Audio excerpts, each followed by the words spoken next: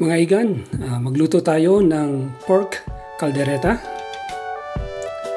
Titimplahan ko itong ating pork. Lalagyan ko siya ng soy sauce, ground black pepper. Walang kalamansi dito, kaya lemon na lang ang aking ilalagay. Yan, lemon juice. At 1/4 cup ng ginger ale soda. Ito po siya. Okay. Now, mix ko na. Pagkatapos, i-set aside ko siya ng mga 15 to 20 minutes. Now, takpan ko muna siya. Hayaan natin siya mababad. Magluto na tayo. Maglagay ako ng mantika dito sa kawali.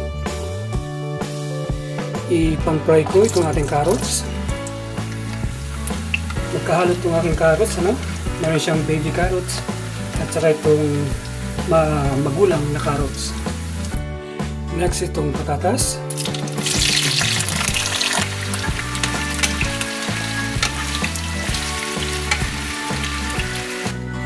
And then, saglit lang natin i-fry itong ating bell peppers. Yellow and green ng aking ginamit na bell peppers. Tapos sinaluan ko rin siya ng green jalapeno. Now, ipiprito ko na rin itong ating pork.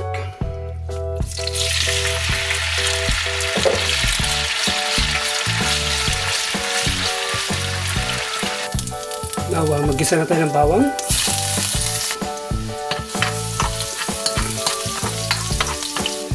Sunod natin itong sibuyas. Haluin natin.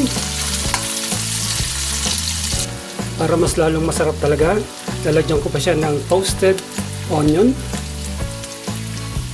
and also toasted garlic. Haluin ko. Nangangamoy na ho. Ilalagay ko na ito ating pork. Halo ulit.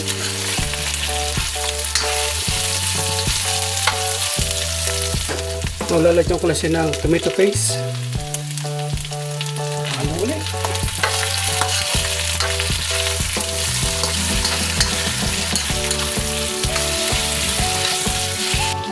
Now, nilagyan ko na rin siya ng diced tomatoes instead of tomato sauce. Of course, siyempre may juice yung ating diced tomato. Okay? Niluluto ko lang ng gusto itong ating tomato paste saka tomato sauce para lumabas yung lycopene niya. Now, okay na ito. Napalabas na natin ang lycopene niya. Ibabalik ko na yung pinagbabaran ng ating pork. Dagdagan ko ng tubig para mapalambot pa natin ng gusto yung pork. Halo ho.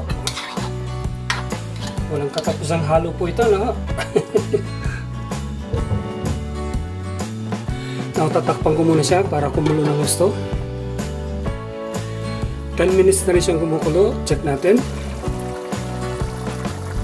Now, lagyan ko na siya ng pampalasa. Salt, 1 teaspoon. Ground black pepper, 1 teaspoon din. Ang iba hindi naglalagay ng laurel o bay leaves, pero ako lalagyan ko. Dagdag po yung pampabango. At ito ang pinakasekreto para lalong sumarap. Lagyan natin siya ng magic syrup. Optional po ito sa mga hindi gumagamit ng MSG. Ano po? Of course, lalagyan natin siya ng liver spread. 4 tablespoon na akin nilagay na liver spread na haluin ko.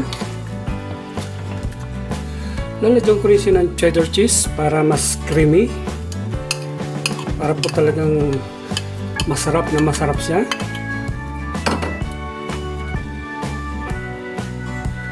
Haluin ko muna para matunaw. Okay, natunaw na yung cheese nating nilagay. Now, ilalagay ko na itong carrots at patatas. Halo ulit.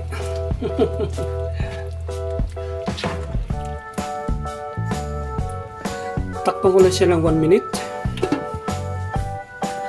Okay na 1 minute. Buksan natin.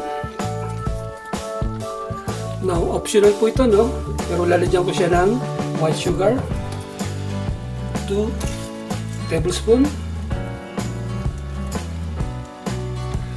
Haluin ko.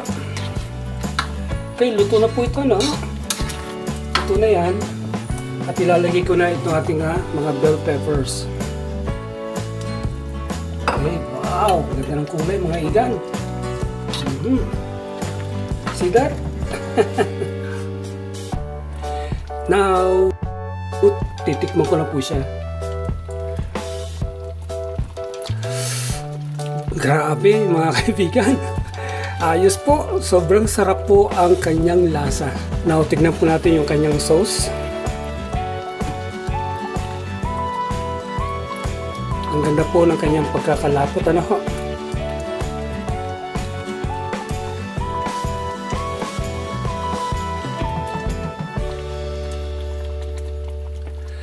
So mga igan, ito na po ang ating pork caldereta.